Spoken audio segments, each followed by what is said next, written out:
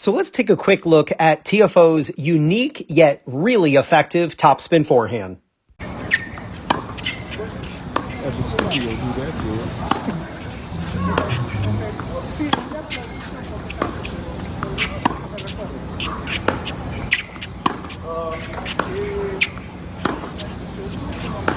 Now, the first thing to analyze is actually the grip that he uses. Now, first, to understand grips, we want to know about the hand and the handle on the racket. So when it comes to the hand, there are two spots to keep track of: the base knuckle of the index finger and the heel pad. Let me redraw that arrow so it actually hits that circle. So now we have to understand, what are the panels on the racket? I don't call them bevels because people get confused with the word bevel. So I use panels. Everyone knows what a panel is. So the top panel is number 1. Since Tiafoe is right-handed, we count to the right. So this is panel number 1, 2, 3, 4, 5, 6, 7, and 8. Tiafoe uses the corner between panels 4 and 5 to place the base knuckle of his index finger and his heel pad. There's really no name for this grip, but he is currently between the semi-western and the full western grips when it comes to where he places the base knuckle and the heel pad. What do you want to call that? A strong semi-western, whatever you want to call it. But it's a unique grip, but really effective for him. Now, once he turns for the forehand, that's when things get a little different than a lot of pros you might have seen on tour. When he takes the racket back, unlike most pros where when their hand is at shoulder level, the racket is up, you see at Tiafoe, the tip of the racket's actually lower than his hand. He's got a severe curl of the wrist, and he really has this shoulder rotation where from his vantage point, it's turning counterclockwise that points the tip of the racket down over to the doubles alley to the right of him. This is not something that gives him an advantage or something that gives other people a disadvantage. This is just something unique to him. I'll tell you, he used to not hit forehands like this. I saw a news program about him as a junior. And when he was one of the top juniors in the world, I think it was like 13, 14, 15, 16, somewhere in that range. And his racket was up like this. It was just up like any other forehand on the Pro Tour. And this is definitely something that he developed later on in his teens when he was 20, somewhere in that range. He started developing this naturally. Would I say that any coach ever taught him this? No. Have you ever seen anybody else hit a forehand like this? But maybe this just felt most comfortable to him, so he decided to use it. Once he, though, drops the racket and he sets the wrist position, his forehand looks like any other forehand.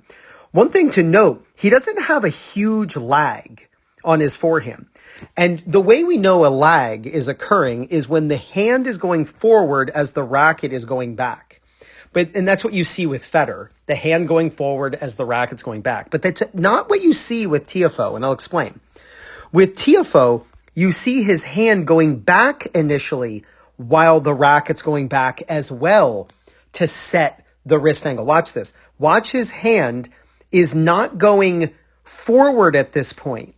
They're both going back as he's now undoing. He's like rotating back that forearm. Remember how I explained in this position, his arm was rotated counterclockwise from the shoulder housing. Now as the racket drops, he then unwinds that. And now the racket's kind of rotating clockwise, again, from Tiafoe's position, vantage point, looking down at his arm. And that's what's setting the racket into that behind the hand position, into that slot.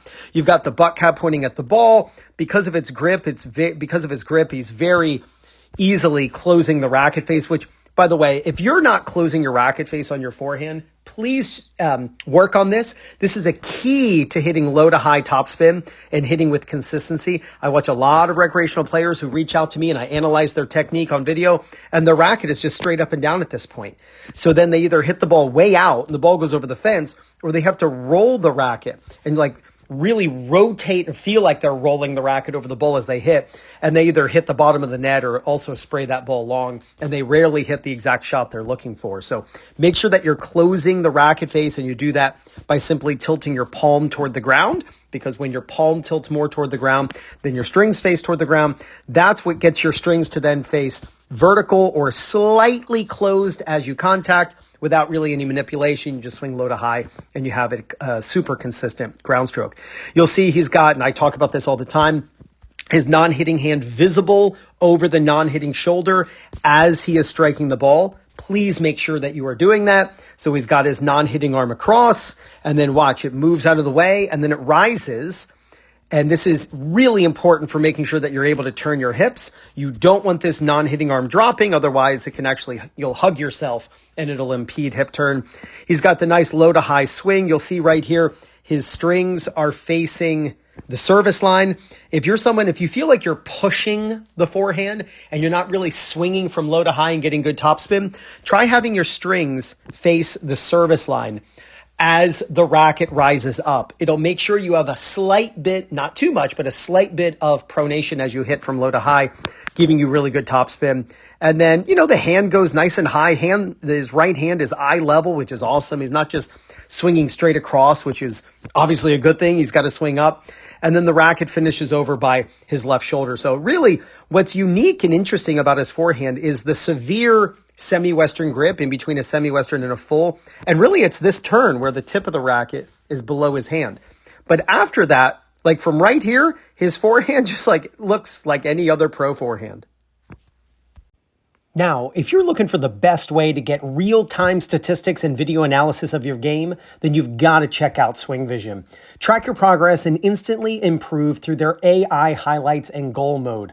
Got a friend who constantly makes bad line calls? Well, that's now a thing of the past. Understand your game like never before and share the stats with your friends or coaches with one button. SwingVision, the #1 way to self-analyze your game.